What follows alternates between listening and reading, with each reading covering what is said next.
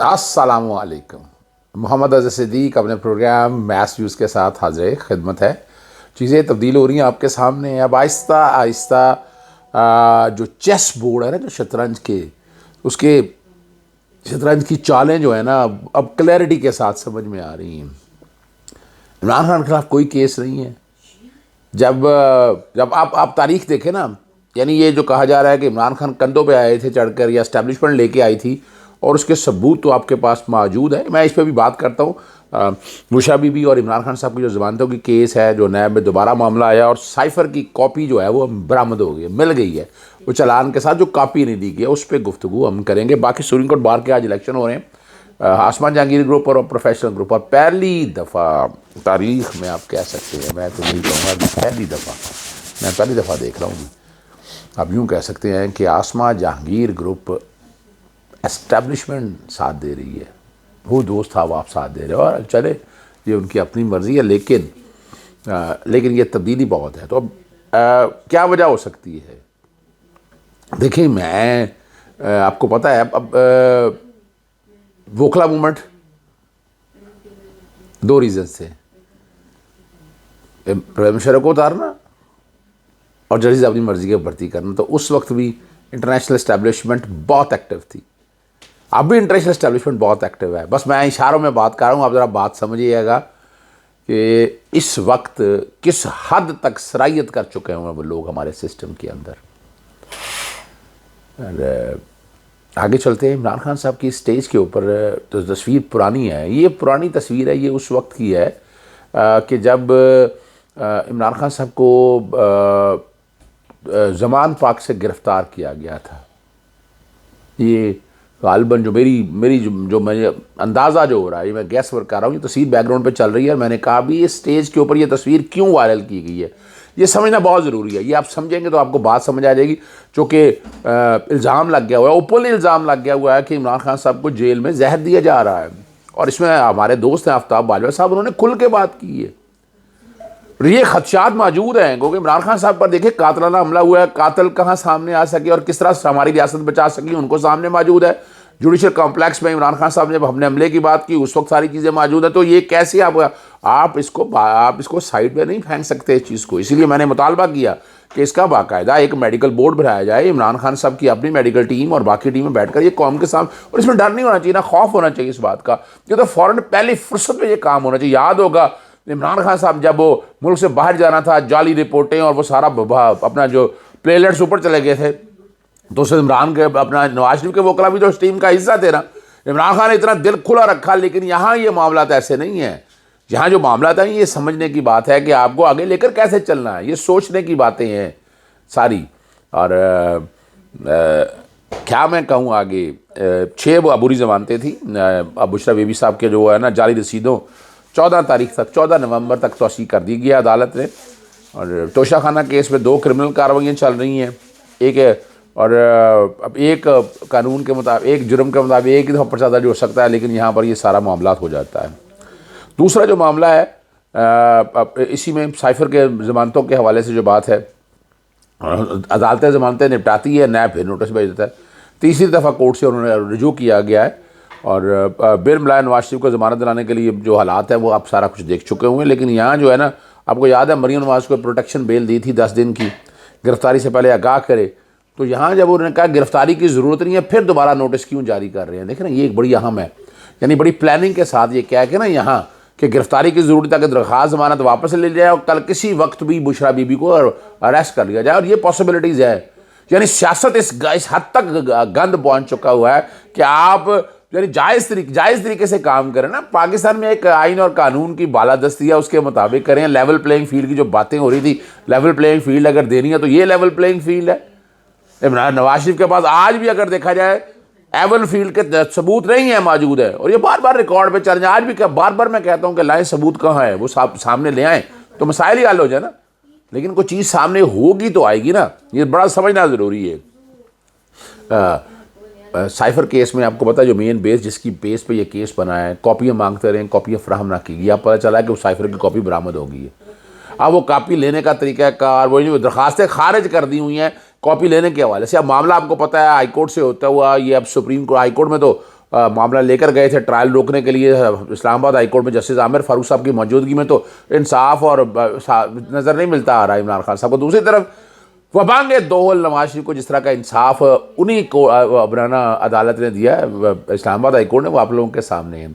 अब ये जो मामला है ना साइफर के कॉन्टेक्स्ट में बड़ा, यानी मैं वो आपसे जो बात कर रहा था आज, चलिए मैं दोबारा बात दोहरा देता हूँ। इमरान खान साहब केस है क्या, कहाँ से कहानी शुरू होती है?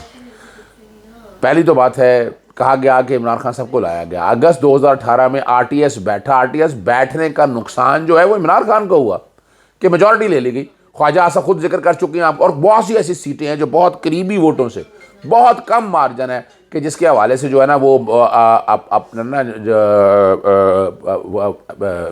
फ़र्क से वोट जीते हैं, इलेक्शन जीते हैं। ये समझना है, ये बहुत ज़रूरी है समझने के लिए। फिर ख्वाजा आसफ अप्रैल 2019 में कह रहे रब्ता हो गया था, नवंबर 2019 में नवाज शरीफ मुल्क से बाहर चला गया, दिसंबर में उसको कॉलें आती, और उसके बाद हमने कई ऐसे हालात और वगैरह इमरान खान साहब के साथ थे और ये होना था। फिर बड़ी ज़बरदस्त, अगर स्टैब्लिशमेंट इमरान खान के साथ थी तो इलेक्शन कमीशन प्रॉविडेंट फंडिंग का केस क्यों देख रहा था? फिर इमरान खान के खिलाफ एक सेशन जज के खिलाफ तौहीन अदालत की है, तौहीन वो अपने, अगर वो थोड़ी सी बातें करते हैं तो तारीख में नवाज शरीफ और उनकी सियासी जमात के लोगों ने क्या क्या बातें की, वो इतनी सी अगर बात करते हैं तो जनाब दहशतगर्दी के पर्चे दर्ज हो जाते हैं। तौहीन, ये मैं बता रहा हूँ रिकॉर्ड पे, यानी आज की बात नहीं कर रहा मैं।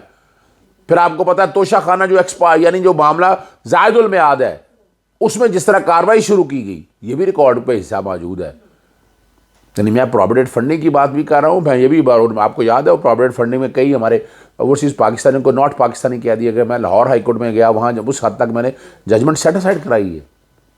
और दूसरी तरफ अगर आप यहाँ बैठ कर अगर आप देखें तो ये सारा ये रिकॉर्ड का हिस्सा है। कहाँ है इमरान खान के साथ, कहाँ इस्टेब्लिशमेंट खड़ी थी इमरान खान के साथ? आप अंदाज़ा तो लगाएं ना, पहले दिन से ही उनके लिए रोड़े अटकाए गए हैं। और बहुत सी बातें ऐसी हैं जो कोशिश अगर की भी गई है, अगर वो मेरिट पे जाना चाहे तो मेरिट पे जाने के हवाले से क्या मसाइल है, एक रियासत का जो किरदार होना चाहिए था, क्या रियासत का किरदार हो सका? और दूसरी तरफ देखे उन्हीं की, यानी कौन से इतने जितने भी इनके लोग जेलों में गए, खाली जेलों में गए हैं, वो बता दें इस तरह के तशद्दुद, उनके ख़ानदान, उनके करीबी हो जाए, एक से ज़मानत हो, दूसरे में पकड़ लें, चौधरी परवेज़ भी आपके सामने नहीं है, अली मोहम्मद से कितना वक्त गुजारा है, शानदाना गुजार उठा कर देख लें आप, अपने शहरियार अफरीदी देख लें आप। अब ये एक मिसाल मौजूद नहीं है, कितनी मिसालें, जब फवाद चौधरी साथ थे उस वक्त भी आप देख लें, ये सारा कुछ रिकॉर्ड के ऊपर अवेलेबल है। क्या इस तरह का रवैया अपनाया गया? क्या ये तरीक़ाकार था इमरान खान की गवर्नमेंट में? बिल्कुल नहीं था। और जहाँ तक है एवनफील्ड वाला मामला, वो तो इमरान खान के आने से पहले था। तो ये जो बातें जो कही जाती है ना, ये जो बिल्कुल है अपना हालात और वाक़यात से हट कर कही जाती हैं, ये मेरा नहीं ख्याल है ये चीज़ें ज़रा सामने आ जाए। और यहाँ आखिर में जो बात शेख रशीद साहब के हवाले से है, अदालती को सामने बहुत सी बातें बेनकाब कर दी हैं, वो थप्पड़ का जिक्र करते हैं शेख रशीद साहब के हवाले से। मैं उनमें ऐसी चीज़ों में मैं ज़रा उलझना नहीं चाहता, लेकिन मैं एक बात बता दूं, शेख रशीद साहब ने बड़ा इंटेलिजेंटली इन हालात के अंदर भी तकलीफ़ बर्दाश्त करके भी वो बातों ही बातों में सारा कुछ पा देते। खुल के बात नहीं भी करते, लेकिन उनके इशारे और किनाए काफ़ी है। पीर पगाड़ा साहब इस तरह की बातें किया करते थे किसी स्टेज के ऊपर, तो अब आपको भी समझ आए कि कुछ इस तरह की बातें हैं जो सामने ला गई हैं, जो कौम के सामने आ चुकी हैं। इसमें कोई डाउट आपको नहीं होना चाहिए, ये याद रखिएगा।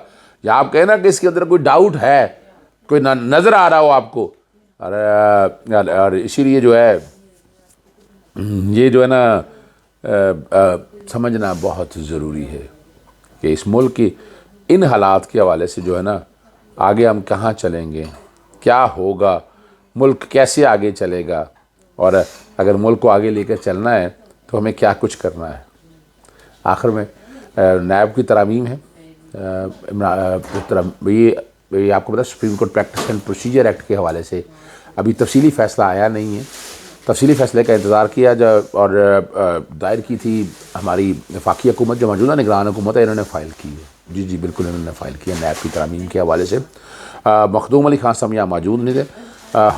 हम ख्याल बेंच के हवाले से जो बातें होती थी, अब हम ख्याल बेंच ही एक तरह से यहाँ बैठा हुआ, जो अगर वो नुकता, ये हर एक का पता है ना, हमें पता है ना वकला का कि यहाँ जो एक तरह की ग्रुपिंग जो इस हवाले से बात करते थे, मैं उस वक्त भी कहा था कोई हम ख्याल बेंच नहीं है, लेकिन ये रवायत पड़ी तो भुगतना पड़ेगा। जब आप लोगों ने रवायत डाली है तो भुगतना होगा, जवाब देना होगा आप लोगों को इस चीज़ को सामने रखते हुए। जस्टिस काजी फाइज़ के जो हम ख्याल लोग हैं उनमें justice Aminuddin, justice Jamal Mandokhail, justice Athar मिलर, जस्टिस अजहर रिजवी जो शुरू में तो हम ख्याल में नहीं का शुमार किया जाता था, लेकिन अब जो कि जब वो मामला फैसला आया supreme court practice and procedure act के हवाले से अपना उस कॉन्टेक्स्ट में आकर कहा गया कि ये है।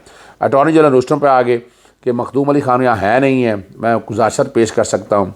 हमारे सामने कुछ और दरखास्तें भी आई हैं। फ़रूक नाइक साहब से पूछा कि आप अदालती फैसले की हमायत करते हैं, मुखालफत, उन्होंने कहा जी मुखालफत करते हैं। इंटर कोर्ट अपील है, इल्तवा मांग लिया और 5 वकील बेंच ने समाअत की। दरख्वास्त दायर कर दी थी उन्होंने और 3 नवंबर तक उन्होंने कहा जी वो रुखसत पर हैं और इस्तदा मुस्तरद कर दी है। एहतसाब अदालतों को आइंदा समाअत तक हतमी फ़ैसले से रोक दिया, यानी हुक्म इब्तदाई मुअत्तल करने की बात की थी वो ना मानी, लेकिन इस हद तक कह दिया है कि जब तक वो फ़ैसला नहीं आता। और फ़रूक शनाई के मौक्कल की अपील अब दायर हो चुकी है। फ़रूक फरीक बनने की दरख्वास्त वापस लेने पर खारिज की जाती है क्योंकि बात इतनी है और अपील बनती है। अब supreme court practice and procedure act है ना, तो अब जो कुछ भी चीज़ें आई आप लोगों के सामने आ जाएंगी। आखिर में आज़म तारड़ ग्रुप यानी आसमा जहांगीर और प्रोफेशनल ग्रुप, मैंने शुरू में तफसीलात बता दी हैं। जो जीत हुई है अल्लाह ताला आसानी रखे, मैं इसके अलावा कुछ नहीं कहना चाहता। नेक नीति के साथ उम्मीद है हमारी बार जो है जमहूरियत की बालादस्ती के लिए और बाकी चीज़ों हालात और वाक़त को सामने रखते हुए काम करेगी। लेकिन आसमा जहांगीर ग्रुप ने भी एक नई रवायत डाल दी है। चूँकि मैं वकला सियासत का हिस्सा हूँ, इसलिए मैं कुछ ज़्यादा बातें अभी नहीं करना चाहता, फिर किसी वक्त बात करूँगा। इजाज़त चाहता हूँ। अस्सलाम वालेकुम, अल्लाह हाफ़िज़। पाकिस्तान जिंदाबाद।